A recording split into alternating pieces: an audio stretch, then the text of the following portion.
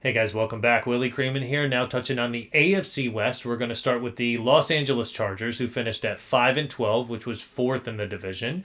They get their new head coach in John Harbaugh, who leaves Michigan to take the reins here. Right, he's going from a national championship win to the Chargers. But look at some of the losses they had. Right, they lose Keenan Allen, Austin Eckler, Mike Williams just in this offseason. Huge guys in this organization.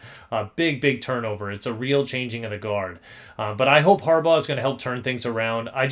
The last ownership drafted Quentin Johnston. I just don't think he's that guy. Like, we've only seen part of that experiment, not liking what we've seen so far.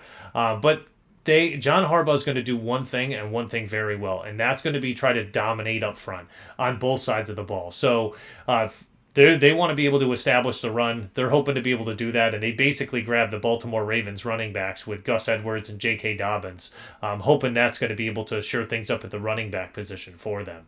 But look at some of the free agent additions that they had. Bradley Bozeman, the center from Carolina. I like this move because it gives them a reliable and an experienced center to be able to come in and replace Corey Linsley, who we anticipate he's going to retire. It should be any day now that we find out about that. I feel like they have other big problems as well, but getting a good reliable center is definitely going to help. Now, in terms of worst free agent addition, I definitely pick Gus Edwards and J.K. Dobbins. Listen, these guys, like, why were these the only guys you threw money at? That's just the question I have, right? Like, Gus Edwards, okay, I can understand that, but did you need to bring in J.K. Dobbins too? Like, J.K. Dobbins has not been able to stay healthy at all. This is a guy that was basically trying to hold out last year, saying like, I deserve as much money as JT, I deserve as much money as Barkley, and then he goes out and tears his Achilles like first game of the season, right? And it just, really didn't understand like why you're bringing in both of them. Okay, like one of them I can get, second one didn't make sense to me. But in terms of the draft, right, like a lot of speculation in terms of what they were going to do. Harbaugh stays true to himself, takes Joe Alt, an absolute stud. So him and typewriter boy, Rashawn Slater they're going to form a great tandem of bookend tackles for Herbert. So we're going to get to see a season where Herbert stays upright a lot more than he stays on the ground. That's going to be awesome. They come back, they get Lad McConkey, which I like the pick. Listen, they don't have a number one wide receiver on this team, so I'm not sure I like the McConkey pick as much as if they did. If they still had like Keenan Allen there, someone like that. But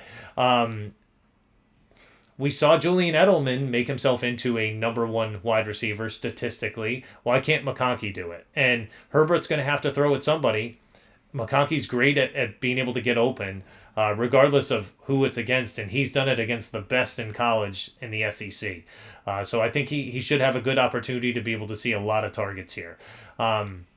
But I do also like the addition of Brendan Rice and Cornelius Johnson. I think those could be great. Really like the story about Brendan Rice too. If you get a chance, check that out. Was called on the way to his friend's funeral that he was going to be drafted, and just real emotional, but really nice the way that Harbaugh and the GM were able to handle that. But I think both of these guys have a chance to really emerge on this depth chart very quickly, and I don't think you're going to be seeing Quentin Johnston there much longer.